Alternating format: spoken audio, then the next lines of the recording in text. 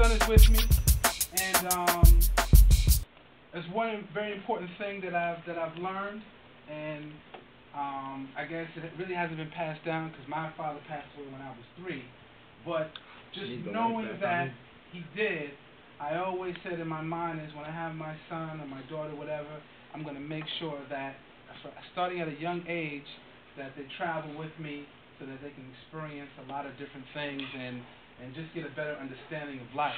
So that's very important. And he's 6.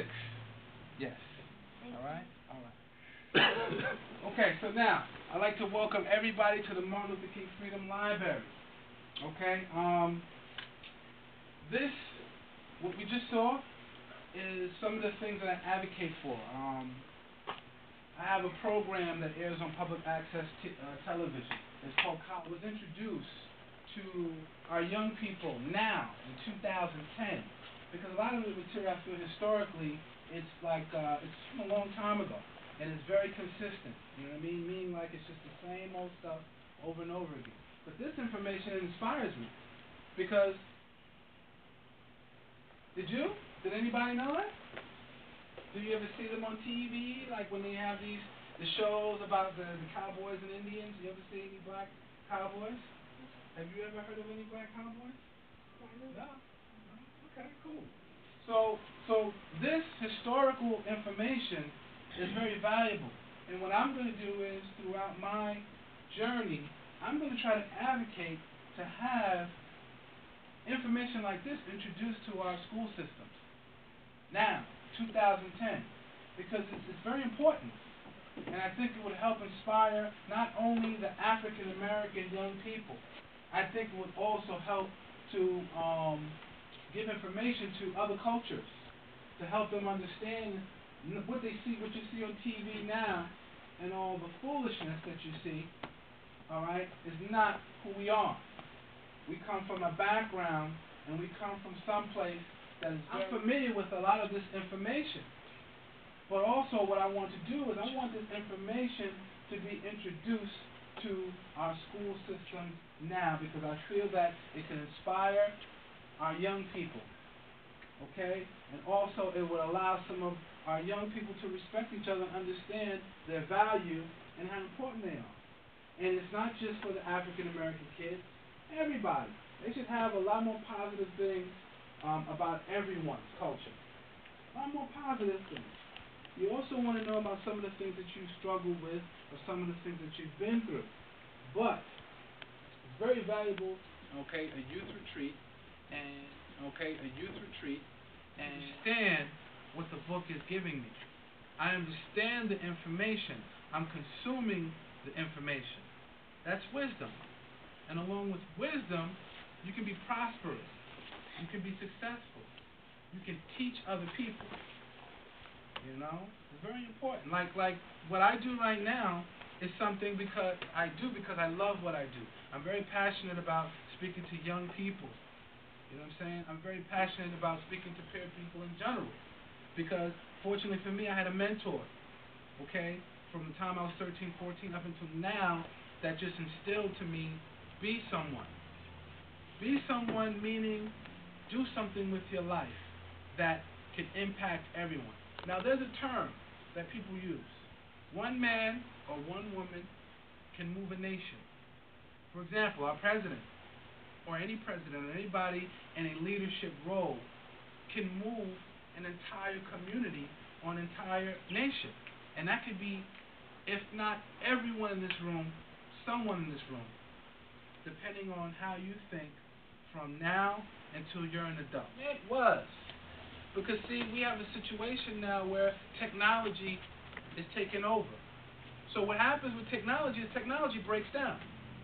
Computers, they break down. I have computers now that when it's broken, all my information is gone.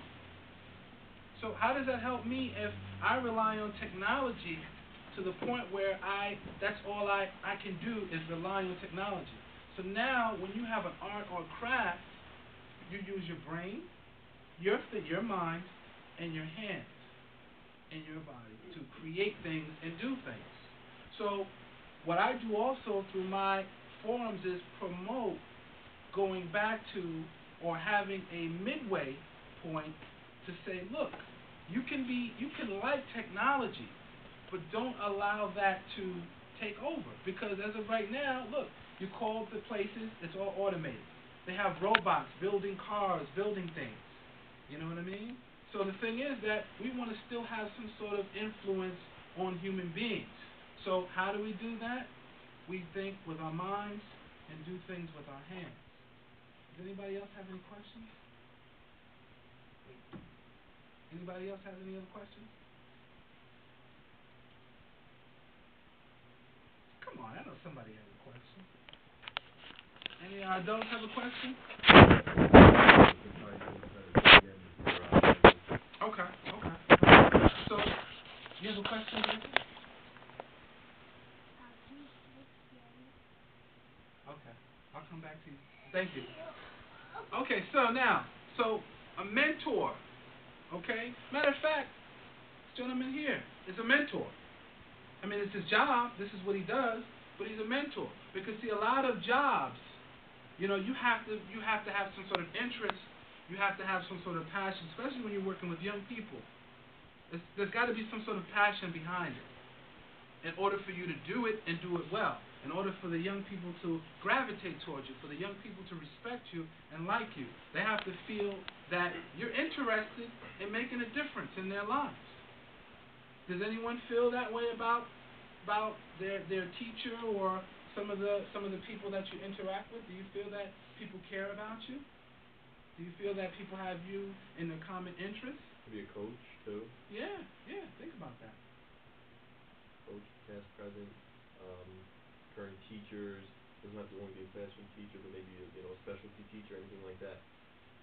Or as Travis said, the man in the dry cleaners that you went to. Right. So you're really looking, there are a lot of role models out there, and some people can be kind of lead you the wrong way or negative kinds of things, and then there are other people who are really on your side and they see good in you, and they want to make sure that you personally have a good experience in this life. So they're going to be looking out for you, and they might make suggestions. We asked you what books you were interested in.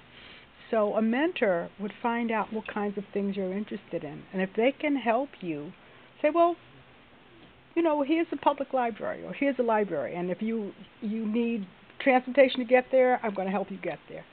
Find out what you're interested in and find out a way to help you get some of those things that you like and say you're interested in and need. Right. So what my mentor did was he actually taught me how to sew and make clothing. And the story is kind of long, so eventually I will maybe have another opportunity to explain how I became